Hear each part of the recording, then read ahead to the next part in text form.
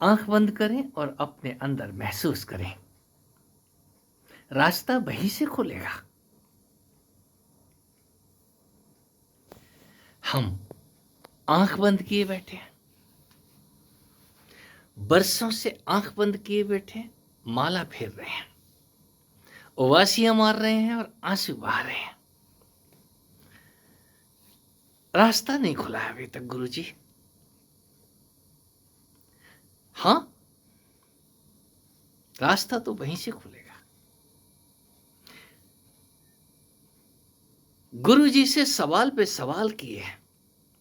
गुरुजी, ध्यान के बारे में कुछ समझ नहीं आ रहा है, ध्यान कब लगेगा? अब गुरुजी कैसे बताएं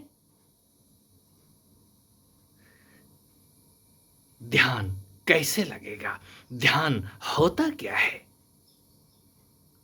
ये कौन बताएगा? गुरुजी, गुरुजी के गुरुजी ने बता दिया था, बेटा ऐसी हमने दुकान चलाई है, तुम भी चलाना। और ये झूठ की दुकान आज तक चलती आ रही है। यहां झूठ ही परोसा जा रहा है और झूठ ही ज्यादा बिकता है। चमकता हुआ झूठ किसे नहीं दिखाई देता? क्या आपको नहीं दिखता? यार, अब डॉक्टर के पास आप जाते हो तो डॉक्टर आपसे तुरंत पूछता है, भाई तकलीफ क्या है? जबकि डॉक्टर को तो पहचान लेना चाहिए, उसके पास तो दिव्य दृष्टि होती है ना, यंत्र होते हैं ना, बीमारी का पता लगा लेना चाहिए। नहीं, वो फिर भी पूछता है दर्द कहां है, तकलीफ क्या है, क्या मोशन पास हो रहा है, क्या भूख लगती है, क्या बुखार आपको कब कब आता है। ये तमाम सवालों के जवाब वो आपसे पूछेगा और आपको उसके उत्तर देने होते हैं। उन्हीं उत्तरों से वो निदान निकालता है, आपकी बीमारी दूर करने की कोशिश करता है। कोई भी गुरु आपसे पूछेगा तुझे होता क्या है, अब जब आप बताने को तैयार नहीं है, आपके पास तो दिव्य दृष्टि है, आप तो जी जानी जान है, सब कुछ जानते हैं। कोई गुरु कुछ नहीं जानता, जानता होगा। मैं भी अपने गुरु के पास जाके ऐसे ही करता था। तो मेरा गुरु गुरु था, वही बोलता था जो सत्य है तू खोज, तू अपने आप ही खोज, अपने अंदर तू अपने अंदर ही झांक। इस झांकने से तुझे एक दिन उस सत्य का आभास होगा कि कुएं के अंदर झांकने से तो कभी झांक के देखो किसी गहरे कुएं में। मेरे अनुभव में जब जब उस गहरे कुएं में झांका, पता चला मैं ही गया। ऐसा लगा कि इस कुएं में लुढ़क के गिर जाऊंगा। करके देख लो, किसी पहाड़ से नीचे झांक के देख लो, ऊंचाई पे चढ़ के जरा नीचे झांक के देख लो एक बार। तो ये झांकना इतना खतरनाक है, तो आप उस मन के अंदर झांक रहे हैं जो अथाह सागर का हिस्सा है। इस भव सागर में मन जैसा मित्र मिलना मुश्किल है। आप उसी मन को ध्यान पे लगा देते हो तो माला फेर तन, यह तन उबासियां मारता है, तन आंसू बहाता है आपके कृत्यों पे। जिस मन को एनर्जेटिक होना चाहिए था, ऊर्जान्वित, आपको तरोताजा रखना चाहिए था, वो थक हार के आपको अगले काम पे भेज देता है। क्यों? समय नहीं है ना। सुबह उठे हैं 2 बजे, 3 बजे, 4 बजे, बमुश्किल। क्यों? ज्ञान चाहिए था मित्र। ज्ञान की खातिर हम कहीं ऐसा ना हो मोक्ष छूट जाए, और ऐसा ना हो कमाएंगे नहीं तो खिलाएंगे क्या बच्चों को। सारी चीजें चाहिए आपको। आपने दिया क्या ध्यान के नाम पे? यदि ध्यान नहीं आया है, ध्यान समझ नहीं आया है, तो आपने ध्यान के नाम पे कुछ और ही किया है। इससे तो बेहतर है कुछ ना करते, पूरा समय धन कमाने पे। जब वक्त हो तब ध्यान करो, जब आपके पास धन हो तो ध्यान करो। ध्यान मार्ग राजाओं का मार्ग है। सुदामा को तो कृष्ण नाम ही काफी है। हरे कृष्णा कृष्णा कृष्णा, ये कृष्णा कृष्णा ही करने से बात बन जाएगी। यस, मैं भी कहता हूं, मैंने भी कृष्णा कृष्णा राधे राधे राम राम करके ही उसके चरणों तक पहुंच गया, और अब चरणों पे नहीं कह सकता हूं। कौन किसके शीश पे है ये तो बड़ा अटपटा सवाल हो जाएगा। फिर कुछ तो है जिसके आने के बाद अथाह खामोशी होती है, अथाह शांति होती है, अथाह ध्यान का सागर हिलोरे लेता है। फिर ध्यान करने की वस्तु नहीं है, ध्यान करने की चीज नहीं है जो उठाई और आपको दे दी। ध्यान अर्जन की वस्तु है। जब आप अर्जित करते हैं तो आपके ध्यान के फूल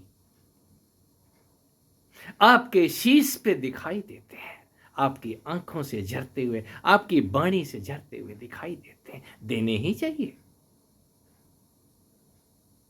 ये ध्यान जिन मित्र के लिए मैं बोल रहा हूं वो मित्र भी बामुश्किल कितना ध्यान को समझे। उनको ध्यान समझाने के लिए बार बार मेरा जाना होता है, लेकिन वो है हमारे गुरुजी तो ऐसा कहते हैं। तो भाई मैं तो गुरु नहीं हूं ना, इसलिए आप मेरी बात नहीं मानते हो। भगवान कृष्ण आधी गीता सिर्फ अर्जुन को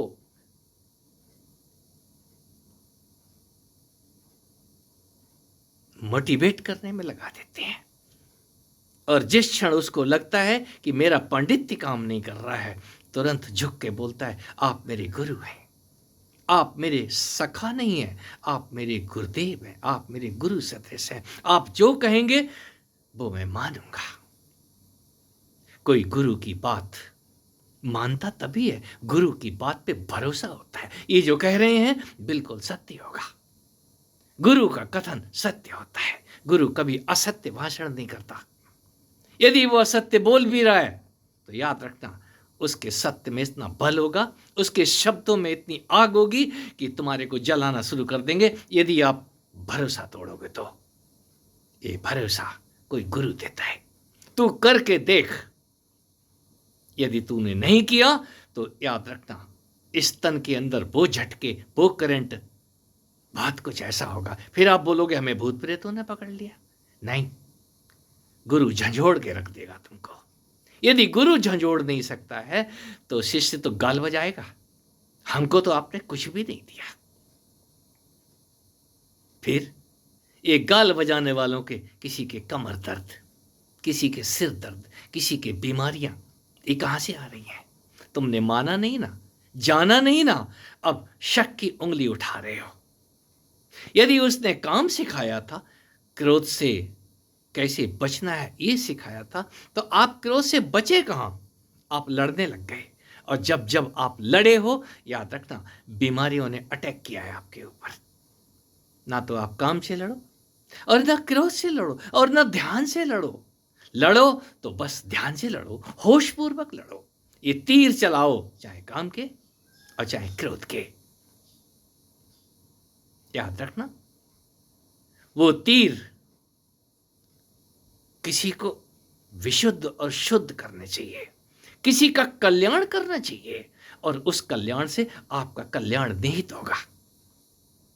यदि आप किसी पे शब्द बाण चला रहे हो तो उसके जो कानों में कूड़ा कचरा भरा हुआ है, सिर में जो असंख्य श्रवण कुमार बैठे हुए हैं, बुढ़े माँ बाप को ढो रहे हैं, उस श्रवण कुमार का काम तमाम होना चाहिए।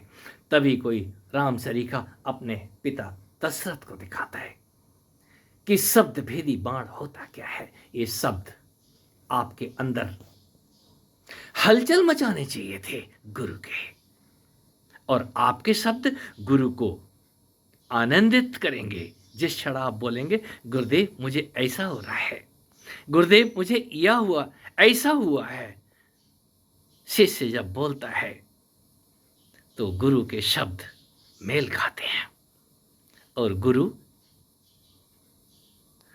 प्रमाण मांगेगा आपसे